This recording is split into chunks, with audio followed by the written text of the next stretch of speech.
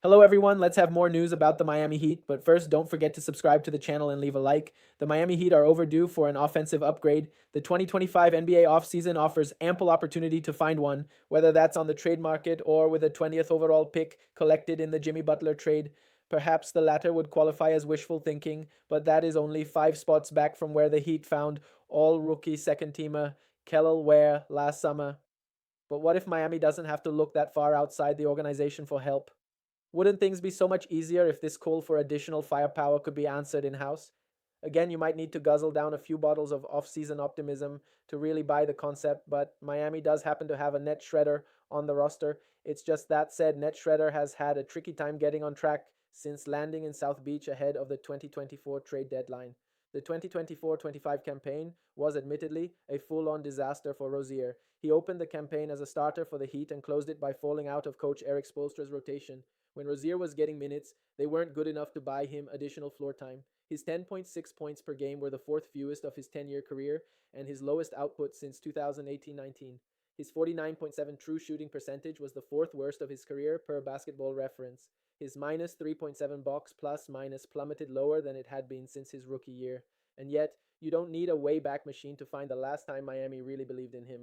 In January 2024, the Heat thought enough of Rozier to send a 2027 first-round pick to the Charlotte Hornets to acquire them. Now let's. I'm ready to get my heart broken one more time. Really? Yeah. I'm like Tom Cruise in Mission Impossible. I need you to trust me. You Last You want time. Durant for the Heat? Yes, I want to see one of the game's greatest scorers in the history of the game play in a Miami Heat uniform, as I've been edged by this franchise for 17 years on acquiring this guy, it feels like. My information is I'm going to say 2 months old or 3 months old, but the best kind. The only way you get Durant is it's got to be picks. It's got to be picks. We got some of those. I mean, let's make it happen. Come on, we've seen this team. Not enough. God, we've seen this team. 4.0. Give me Kevin Durant. I want to have a franchise that had LeBron James, Shaquille O'Neal, and Kevin Durant play for it. That'd be cool. David, your thoughts? He is old.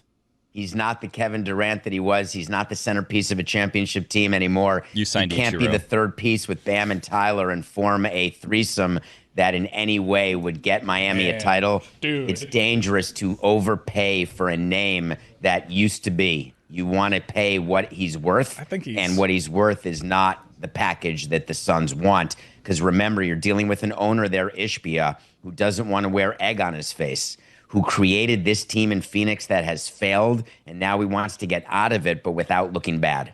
This is a team that very clearly needs a player better than Tyler Hero and Bam Adebayo, and I think today, at his age, Kevin Durant strolls in with that head coach and is that.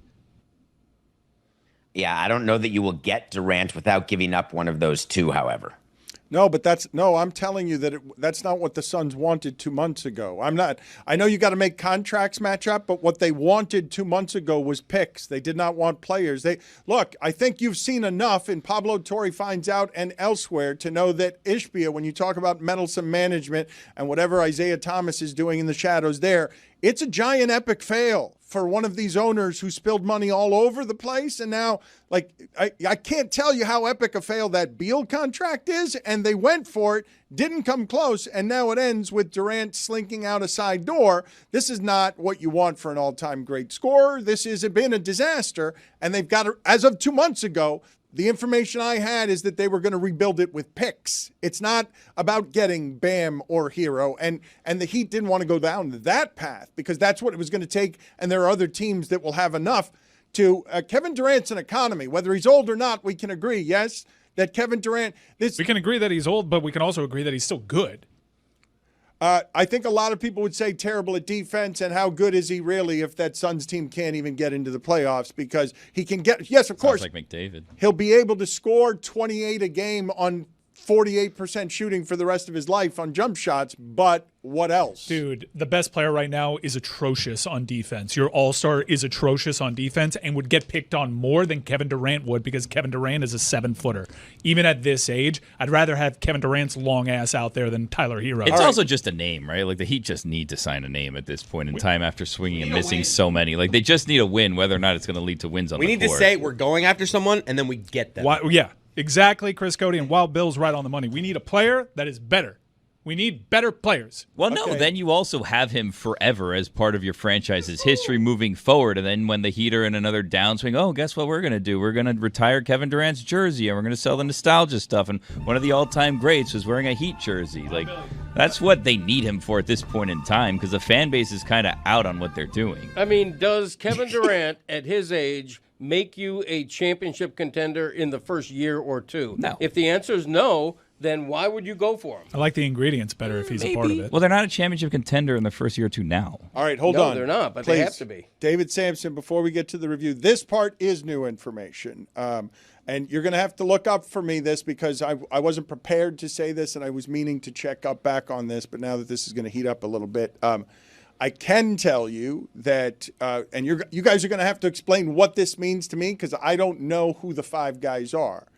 But the Heat would believe to be in play for whoever the five guys are that have had, that would have to reach out, however it is that these things happen, where Antetokounmpo's people or Joel Embiid's people. I haven't even asked who the five people are, but you guys could probably tell me who would be Anthony Davis would be among them. I don't think I'm brave. I think in my heart of hearts that the Thunder are going to steamroll gentleman sweep style. But if the Pacers win, it would be a long-ass series. There'd be some weird games in there. You know, they'd probably have to steal it in 7. You know, like it'd have to go like that. It feels like. I don't see a scenario where the Pacers could dish rag OKC. I could see the other way around. But is anybody like just secretly just hoping one way or another for a sweep? Just so we could get on the action. And I don't mean to, I'm not doing a ratings thing here or, hey, I've heard that bullshit before, Pacers fans and Thunder fans. Enjoy your damn finals. This is a selfish, sad Heat fan right now who's ready for the offseason. I just want to get to the offseason. So this could just be if we could just make this as quick as possible. One of the two of you decide to win this lopsided, that would do old Tobes a favor. Just for me. It has nothing to do with market size, not interested. I think there's a lot of captivating things about these teams. Don't get me wrong. But I am a selfish pig, and I want to get to this action. Now, a couple of updates on things that we have been focused, like my boy Bobrovsky would say. Joe Dumars running things for the Pelicans on the basketball side. He, today, an interview got released from the New Orleans Times-Picayune, and it reiterated a lot of the things that have been there as far as their unwillingness, because some of the Zion stuff obviously bubbled this week with, the lawsuit that came out. And then on top of that, you also had the, there were some reports about, no, his value's nothing, contracts, that'll get it done. Joe Dumars, because I've just, just from a basketball perspective, I was intrigued by the Zion thing. But he said, I've had really good conversations with Zion. We've had lunch, dinner, watched playoff games together. We've done it all. I've had some real honest conversations with him, some real direct and honest conversations. We're going to go forward with Zion. He's going to continue to be the focal point here going forward. I sent him to the lottery for a reason. I want him to start focusing on the responsibilities of being the best player here and the focal point. There are responsibilities that come with it. Go represent your organization. And when you hear that, I am only going to take the man at his word that they're going forward with Zion. Now, it feels like, and to be fair for the Pelicans, it feels like it's going to go a few ways. It could be a disaster. I guess they could get out of the contract. It could be tremendous, and maybe you feel like you'll get him at a time when his value is actually at a place that you'll get a return that's worthy. Or maybe in the best of things is, hey, we believed in you. We stuck through you with different GM regimes, and and he wants to stay in New Orleans, and that's and that he could be the talented player that he is. So, just throwing cold water on it, seems like the Zion thing is dead in the water before the summer gets going, because everybody's saying, Windhorst is an explosive summer ahead. This is going to be everybody's saying this is the craziest summer it's ever going to be. Shab's most craziest summer. Windhorst, explosive. Wild summer all over the place, low post. They're all saying it's going to be the craziest summer. And I'm sitting here and I'm looking, I'm like, I guess that has to be. I mean, like it can't just be Giannis getting flipped, though, right? Like we all kind of going into this thing, and as crazy it would be for Giannis to get moved, it's not in this unfathomable type of place because we all kind of expect that he's going to get flipped and probably for a haul. Durant's going to go, but we all kind of know that. So I am interested to see, like, okay, well, what's the crazy thing that's going to happen that everybody's referring to? The other thing that came out on Kevin Durant, and we talked a little bit about the KD thing yesterday in regards to would you just do it if Kalel was the piece you had to give up. But Shams had a report today on KD. There was a couple of reports that came out. One was from Gambo in Phoenix, who had said that I guess there's mutual interest or intrigue from Durant's side on going to San Antonio, which that's an interesting sweet spot. Everybody seems to be interested in going to teaming up with Wemby and whatnot. Ton of assets. Going to be tough to beat. But he also says that the market for Durant is going to be anywhere from 4 to 6 teams, but they're going to be working with Durant's management. And the one thing I guess is going to be interesting is, like, look, we know that the Heat touched base and did due diligence on the Durant thing, even if it didn't go great. Phoenix today hired the other Michigan State guy, Ott, or is it Oat or Ott? I don't know. Don't really give a rat's ass, to be honest with you. But they guys basically got all their cronies for the owner. I will say, like, look, the Heat got to draw their line in the sand on what they want to give up and don't want to give up. I feel like if you can make this deal for Durant and it takes a couple of picks, 3 seems like a lot for him, but if you could do it for 2 picks and, you know, the young pieces that aren't where, all right, I think you can tolerate that. If it's giving up where, I don't think that comes with any other picks just because you know that's the position they're dying to get.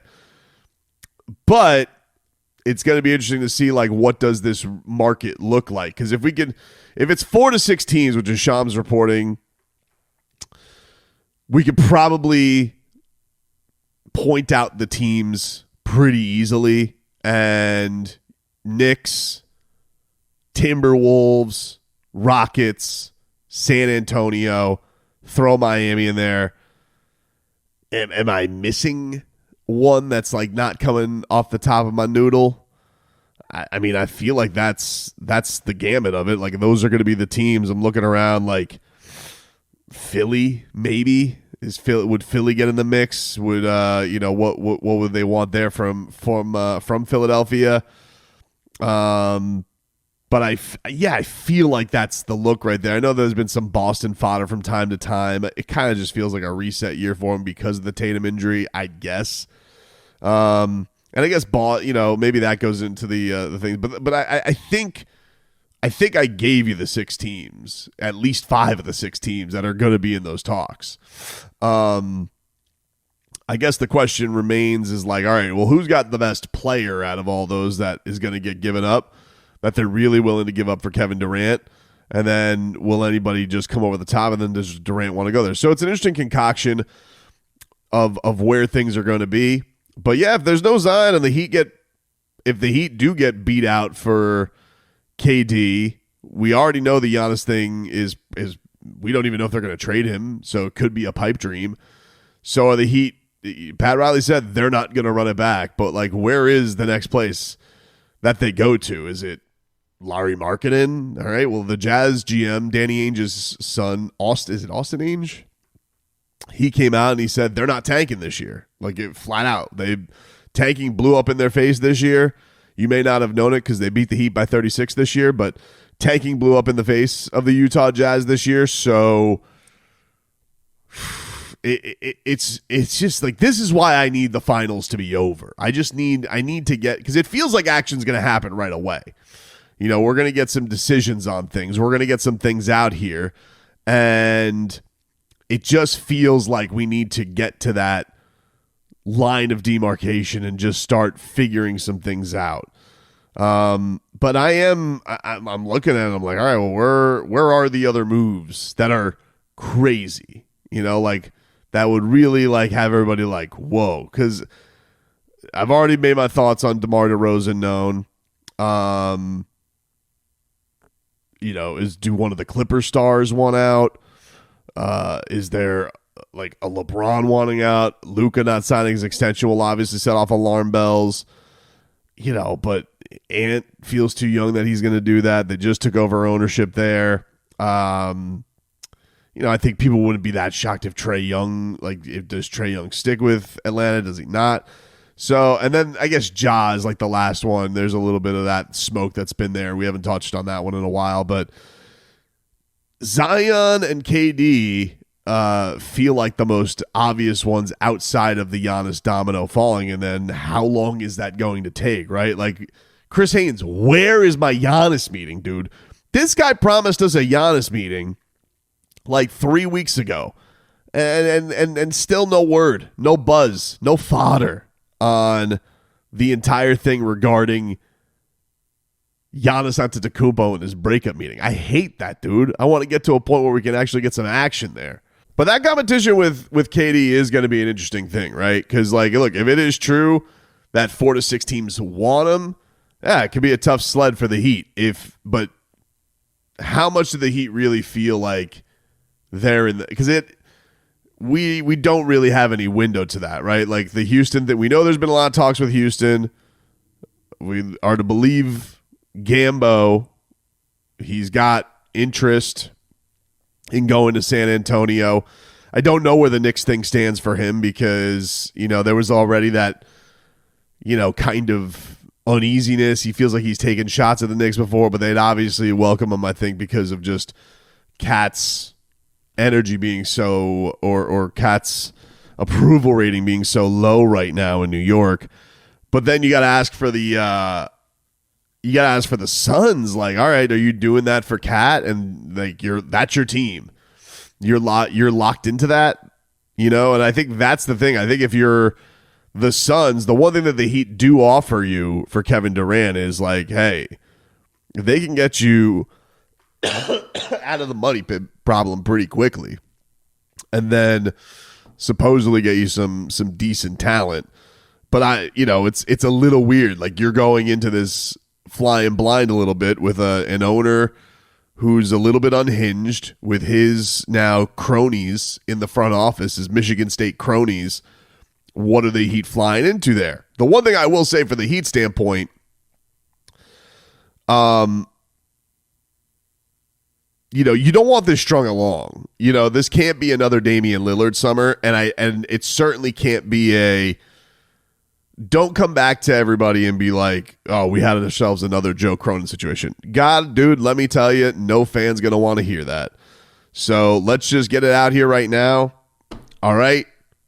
We know that this owner's a little bit quirky, and especially if Kevin Durant did want to come to the Heat, like, all right, you need to find a way to get this done. I'm not saying give away the farm for Kevin Durant. This is not a Dame situation where I would have given up anything for him at that time, basically, to get him, and the Heat just got a little too aggressive and ended up with nothing. I do think there's a world where Kevin Durant could really, really help the Miami Heat this year, because I do feel like there's a world where they could make that a move and then make even some other moves that tighten them up a little bit and make a fun run of this season and see where the chips lie in this East. But man, no one's gonna want to hear like, oh, we got in the game for Kevin Durant and the owner was too crazy and unhinged and we didn't want. You already used your Joe Cronin card. You used your unhinged GM card already, Miami Heat. So I'm just saying, like, tread lightly with these rumors and everything that goes on there, because if this ends up with a long chase summer, and it feels like the Durant thing's going to have a pretty quick resolution, hopefully, but I don't know if I mean the fan base is already on edge as it is.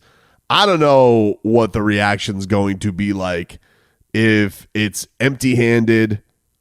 And then you're here to talk about, oh, the negotiations, the guy was too tough. Like, all right, we get it. Every time there's an unhinged guy in all these negotiations, no one's going to want to hear that. No one's going to want to hear that. So In reality, like a lot of the times it feels like these owners, the newer owners, make the dumb moves. Like I feel like the Heat, there should be like, hey, how can we smartly fleece these dudes of their star who they inadvertently pissed off For the past couple of days, the bulk of the trade rumors surrounding the Miami Heat involve Kevin Durant. Reports have been circulating that the 15-time All-Star is on the Miami Heat's radar. It's just a matter of the Heat being able to allocate enough trade capital to make it work, and whether it would be worth essentially going all in for a brief championship window with Durant. However, a proposed trade exists that, if successful, would give Miami a significantly larger championship window. Bleacher Report dropped a proposed trade that would have the Miami Heat acquiring Lauri Markkanen from the Utah Jazz.